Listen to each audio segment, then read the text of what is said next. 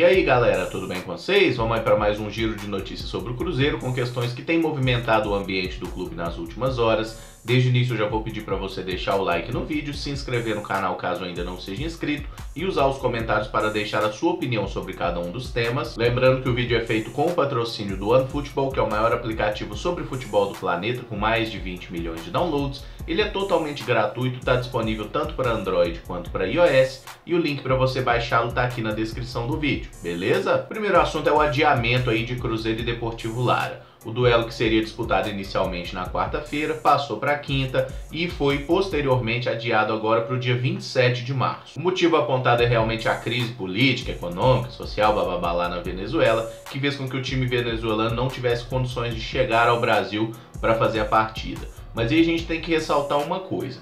O fato deles não terem chegado aqui no Brasil, não poderem vir para o jogo, não se trata exatamente, por exemplo, de falta de recursos. A grande questão, o empecilho real para eles virem para Belo Horizonte é o fato da empresa que eles contrataram para fazer o transporte aéreo não ter permissão da ANAC, que é a Agência Nacional de Aviação, para operar dentro do Brasil. Ou seja, eles contrataram uma empresa que não poderia fazer o transporte para o Brasil e nesse aspecto não dá para a gente culpar política, esquerda, direita. Não, nesse caso quem tem culpa é, primeiramente, o clube, que contratou uma empresa que não tinha o credenciamento para entrar aqui no Brasil, e segundamente a própria empresa que assinou o contrato com os caras e não informou isso em algum momento, Pelo menos até onde a gente saiba, eles não informaram nada nesse sentido. Então, nesse aspecto, o Deportivo Lara tem sim parcela de culpa, tá? O Cruzeiro tem alguma culpa na história? Nenhuma. O Cruzeiro, inclusive, tentou ajudar da forma que era possível, não aconteceu. Aí eu vi algumas pessoas comentando que o Cruzeiro não deveria ter dado essa colher de chá, digamos assim, deveria ter exigido a realização da partida e tudo mais.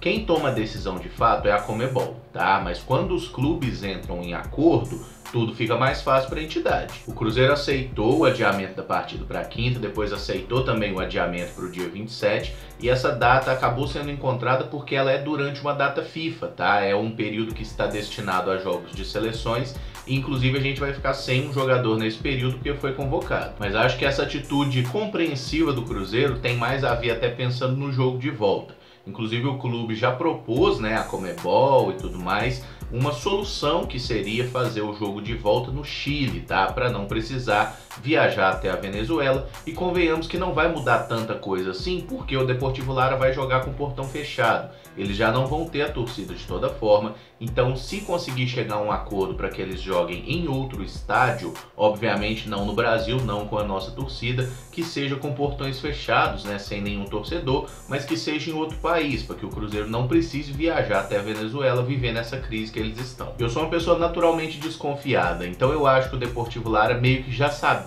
que não ia ter o jogo, tá? Só explicando o que aconteceu com eles. Eles estão num hotel e treinando e tudo mais, longe da cidade, porque a cidade, a região de Lara, onde eles jogam, é uma das mais afetadas pela crise, tem tido constantes piques de energia, parece que ficou dias aí na semana passada sem ter energia elétrica, por isso eles estão em outra cidade, que é na cidade de Valência, onde estavam treinando. E o que eu questiono nessa história é por que adiaram o jogo de quarta para quinta-feira. Por quê? Se a empresa que eles contrataram não tinha autorização da ANAC para entrar no Brasil, para que fazer esse adiamento de 24 horas? As coisas não iam mudar em 24 horas. Até onde eu sei, considerando a burocracia que a gente sabe que existe no Brasil para tudo, vocês acham que eles iam liberar uma empresa para poder operar aqui no Brasil em 24 horas? Era extremamente improvável e eu acho que isso foi meio vacilo. Não devia ter adiado para o dia seguinte, devia ter já parado, feito a reunião e falado, o jogo vai ser dia 27 e se o Deportivo Lara não chegar, vai tomar WO. Entendo que a situação toda foi muito mal conduzida, dava para ter feito de melhor forma, mas não há muito o que fazer, O jogo já foi adiado, então o Cruzeiro agora joga no fim de semana, no sábado, contra o Tupi lá em Juiz de Fora, e aí é outra coisa, Como que a própria Federação Mineira, a própria Conmebol, como que esse povo não tem respeito nenhum pela torcida? Porque assim, o jogo tá marcado para um dia, aí eles jogam para o outro. Aí desmarca no outro, aí eles voltam o jogo de domingo para o sábado. E isso descumpre totalmente aquelas regras do Estatuto do Torcedor, que se eu não me engano, eles têm que ter a partida confirmada 7 dias antes, mas no caso da Conmebol não, Tipo, o jogo é quarta, na terça eles passam o jogo para quinta, aí na quarta eles jogam o jogo para 2 semanas depois, e o jogo que era sábado passa para domingo, aí volta do domingo para o sábado. É uma zona, ninguém respeita torcedor, e eu não questiono o fato de Cruzeiro Tupi ser no sábado, eu acho que é o mais certo, né? Inclusive esse adiamento seria apenas se tivesse o jogo da Libertadores na quinta. Agora, convenhamos que isso tudo dava para ter sido melhor conduzido. Com isso, é bem provável que o Cruzeiro jogue com o time titular nesse sábado, né? Até porque o time foi poupado na última rodada. Então jogue com o time titular nesse sábado aí contra o Tupi. E talvez a gente feche aí a primeira fase do Campeonato Mineiro de novo com o time titular na próxima quarta-feira.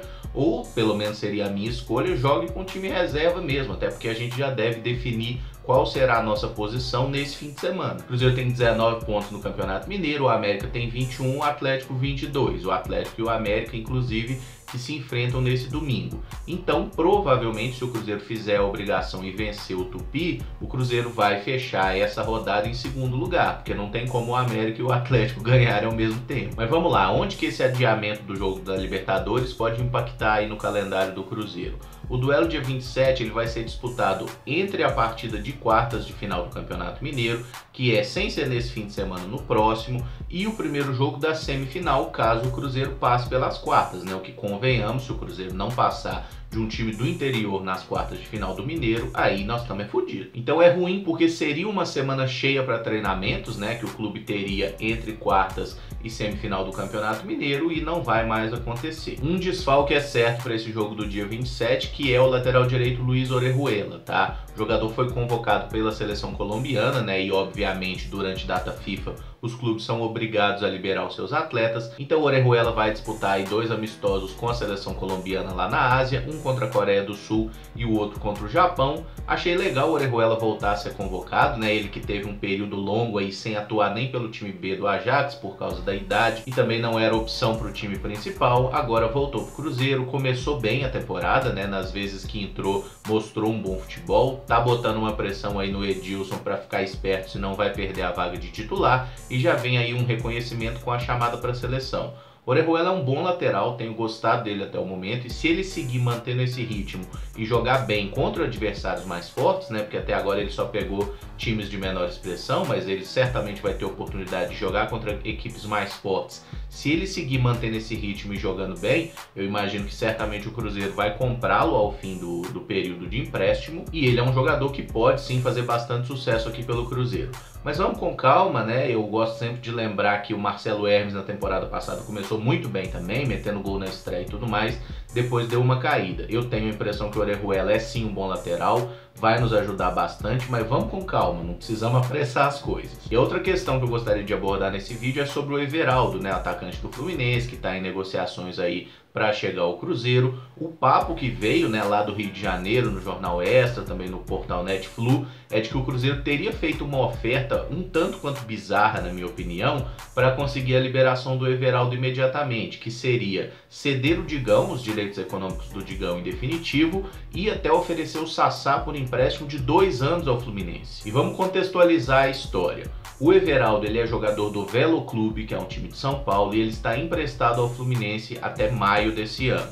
O Fluminense tem a opção de comprar o jogador por um valor de 2 milhões de reais, valor que está fixado nesse contrato de empréstimo. O Cruzeiro está interessado na contratação do jogador, parece que já tem um acordo inclusive com o próprio Everaldo, que é pagando um salário bem maior do que ele ganha hoje no Fluminense, e já tem também um acerto aí com o Velo Clube. O Cruzeiro vai pagar, parece que 2 milhões e meio de reais, né? Um pouco a mais do que eles ganhariam se vendessem o jogador para o Fluminense. O meu ponto é, por que o Cruzeiro tem que dar jogador para o Fluminense para trazer o Everaldo 2 meses antes? Pra que esse desespero? É o Everaldo ou é o Cristiano Ronaldo? E mesmo se fosse um Cristiano Ronaldo, tá? O Cruzeiro não vai ter condição de inscrever o Everaldo na primeira fase da Libertadores. Isso não existe, está fora de qualquer cogitação. E a maior possibilidade do cara seria jogar no Campeonato Brasileiro. Eu acho até que o período de inscrição no Campeonato Mineiro já não está mais aberto. Então não há necessidade do Cruzeiro oferecer algum atleta pro Fluminense para que eles liberem o cara 1 mês ou 2 meses antes da hora.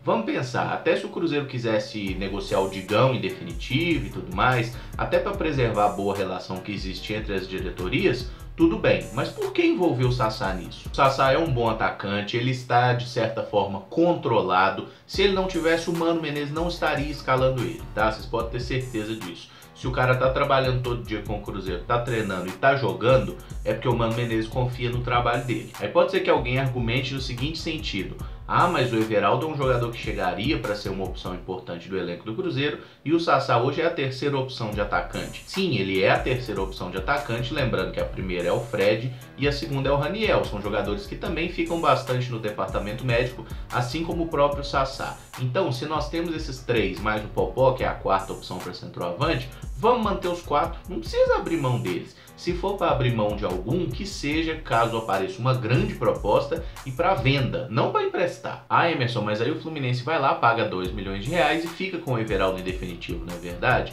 Não funciona bem assim, por quê? O Fluminense tem um acordo com o Velo Clube de 2 milhões de reais, mas a partir do momento que ele faz esse acordo com o clube, ele tem que fazer o acordo com o jogador. Então, se o Everaldo quiser jogar no Cruzeiro, ele não vai aceitar a proposta do Fluminense, ele vai esperar o empréstimo dele acabar, volta para ser atleta do Velo Clube e imediatamente assina então com o Cruzeiro na oferta que já está colocada na mesa e que supostamente o jogador já aceitou. Então, se tem alguém com a faca no pescoço nessa negociação, não é o Cruzeiro, é o Fluminense, tá? Afinal, eles vivem uma crise financeira mais intensa que a nossa, eles que estão com salário atrasado, inclusive do próprio Everaldo, tá? Assim como de diversos outros jogadores do elenco. Então o Cruzeiro não tem por que se desesperar, muito menos dar jogador para o Fluminense na negociação. É entender que se você já tem um acordo com os agentes do jogador, com o clube que detém seus direitos econômicos, o Fluminense não tem o que fazer, entendeu? Mesmo se o Fluminense conseguir os 2 milhões para pagar, se o Everaldo quiser vir para o Cruzeiro, ele vai vir para o Cruzeiro. É claro que existe uma hipótese dessa notícia de empréstimo do Sassá ser na verdade uma furada, né? Ser mentira, até porque é uma notícia que nasceu no Rio de Janeiro, tá? Que brotou lá do Netflu e posteriormente do Jornal Extra. Então a gente pode considerar que essa não é uma fonte desinteressada. O Sassá tá aqui no Cruzeiro, meteu-lhe gol no último jogo, né? Fez lá o gol de pênalti e realmente acho que seria um grande erro abrir mão dele nesse momento, mas eu gostaria que você deixasse aí nos comentários qual é a sua opinião sobre essa possível negociação aí do Sassá com o Fluminense e também sobre os outros temas, né? Esse adiamento de jogo, a remarcação do Campeonato Mineiro, essa confusão toda que arrumaram. E por favor, não esqueça também de deixar o like no vídeo e de se inscrever no canal caso ainda não seja inscrito, beleza? Esse vídeo saiu um pouquinho mais cedo que o normal porque eu tô precisando dar uma saída, precisei resolver essa situação por hoje. Não vamos ter outro vídeo nessa quinta-feira, mas amanhã provavelmente vem aí o pré-jogo de Tupi e Cruzeiro. Fechou? Muito obrigado então por acompanhar, um abraço e até o próximo vídeo. Valeu!